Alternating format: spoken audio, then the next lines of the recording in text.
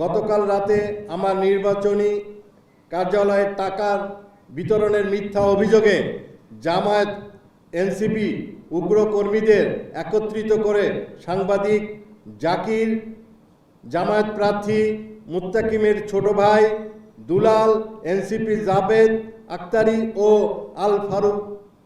আল ফারুকের প্রিন্সিপাল শফিকুলের নেতৃত্বে ৩ শতাধিক সশস্ত্র ক্যাডাররা হামলা চালায়।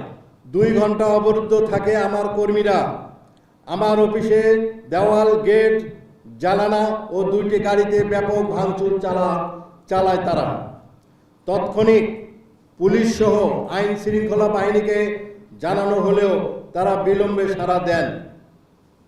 এই সময় মব সন্ত্রাসীরা আমার ১০ জন কর্মীকে ব্যাপক মারধর করে, ৩ জনের মোবাইল, মানিব্যাগ কেড়ে নেয় এবং ২ জনকে গুরুতর জখম করে, যার মধ্যে আমার কর্মী কালা শাহকে মুমূর্ষু অবস্থায় রংপুর কমিউনিটি হাসপাতালে সিসিইউ ভর্তি করা হয়।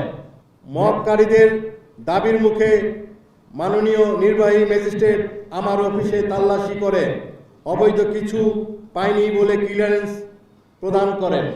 ঘটনায় ১ ঘন্টা দেরিতে সেনাবাহিনীর মব সন্ত্রাসীদের লাঠিচার্জ করে তাড়িয়ে দেয়। হামলার পরে দৃশ্যমান কোনো আইনি পদক্ষেপ আমরা পাইনি। আসন্ন পরাজয়ে ভীত হয়ে প্রতিপক্ষরা এমন মব জাস্টিসের চর্চা শুরু করায় শান্তিপ্রিয় সৈয়দপুরের সাধারণ ভোটাররা আজ শঙ্কিত। আমি এর তীব্র নিন্দা জানাই। অবিলম্বে দোষীদের ফুটেজ দেখে গ্রেপ্তারের দাবি জানাই।